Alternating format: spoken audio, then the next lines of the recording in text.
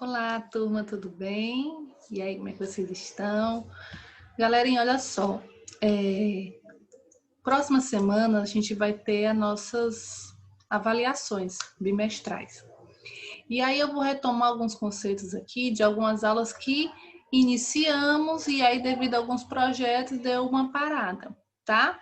E aí eu vou retomar para a gente poder concluir essa aula, já que a gente já iniciou há um tempinho atrás, comecinho ali de agosto, que era sobre a questão política, eleitoral. E aí, como o momento está bem propício, porque a gente realmente está em momento político, a gente vai discutir sobre isso. Eu trouxe aqui um videozinho para vocês, vou compartilhar, tá? Para ficar melhor de entender como é que funciona, tá? Vou sumir aqui um pouquinho, porque aí vocês, acabam enxergando melhor. Ok? Bora lá.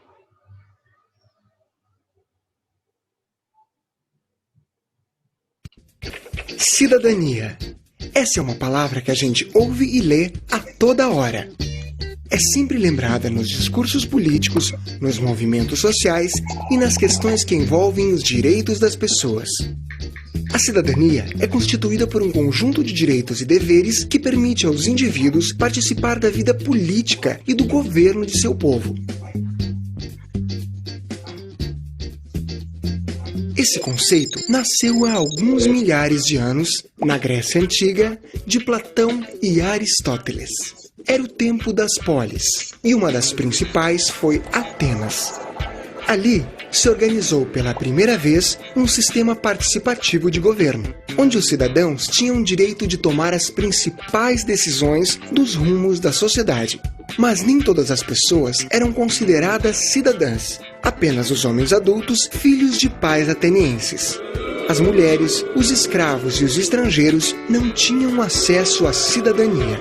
Já na Roma Antiga, se desenvolveu o conceito de direito, com um sofisticado conjunto de leis que estabelecia e resguardava os direitos dos cidadãos, e que até hoje é uma das bases do sistema jurídico ocidental.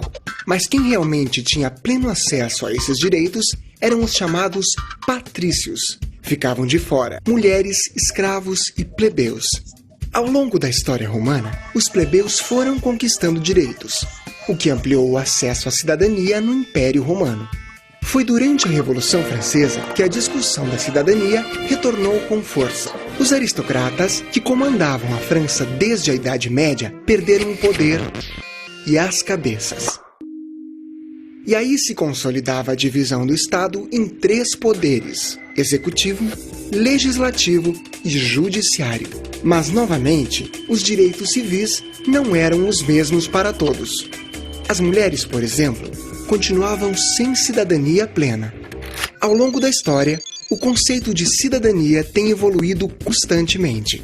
Atrelado a conquistas de direitos civis, como o fim da escravidão legal, o reconhecimento dos direitos das mulheres e a Declaração Universal dos Direitos Humanos. No entanto, a cidadania precisa ser garantida em 2 planos: o formal e o real. A cidadania formal é aquela garantida nas leis. A cidadania real é aquela que vivemos em nosso dia a dia. No Brasil, a Constituição de 1988 foi chamada de Constituição Cidadã, por sua natureza democrática, inclusiva e protetora dos direitos individuais. Mas as minorias, pessoas vivendo abaixo da linha de pobreza e pessoas com necessidades especiais, são alguns exemplos de grupos que ainda lutam para conquistar sua cidadania real, e muitas vezes formal. Para garantir nossos direitos e aspirações, precisamos participar das questões que envolvem os direitos de cidadania. Devemos, em princípio, lembrar que direitos e deveres são lados da mesma moeda.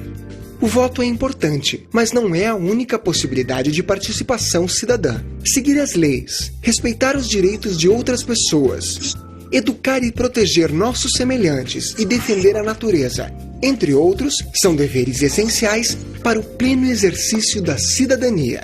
Podemos ainda nos engajar em movimentos sociais e ambientais, participar de associações e ONGs. Procure formar e expressar sua opinião com coerência e espírito democrático.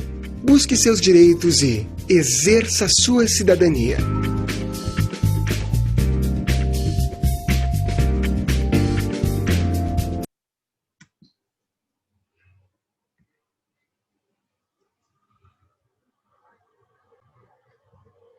Bom, vocês viram aí que o videozinho ele está falando sobre a questão de exercer a cidadania. A gente tem muito em mente que exercer a cidadania é somente na hora do voto, e não é bem assim que funciona, né? O voto, ele é sim importante, ele deve ser sim consciente, ele deve realmente ser embasado em questões que você acredita que o candidato ou a candidata possam ter.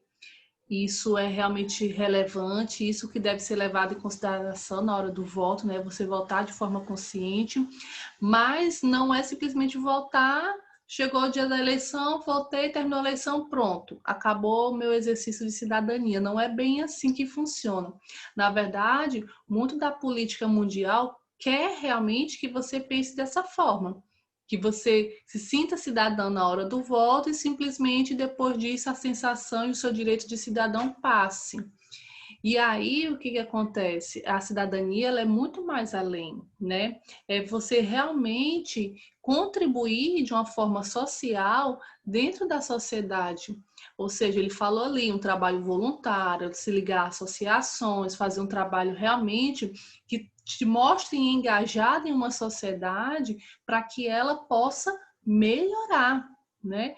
E aí ele trouxe alguns conceitos e hoje uma das pautas mais importantes é a questão também ambientalista. A questão ambientalista ela não é só natural, ela é política também.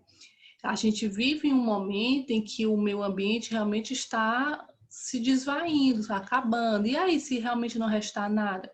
Essas serão as pautas das nossas próximas aulas. Só estou dando aqui um puxãozinho aqui para a gente poder pensar nessas formas, ok? No mais, a gente vai assistir, a gente vai debater na nossa videoconferência. Espero realmente que vocês, como jovens que ainda não votam, mas que possam, né, já estão amadurecendo esse pensamento mais consciente, possam realmente debater com os pais, né, acerca do voto, acerca da política, porque realmente isso é essencial, tá bom? No mais, até a nossa videoconferência. Bye!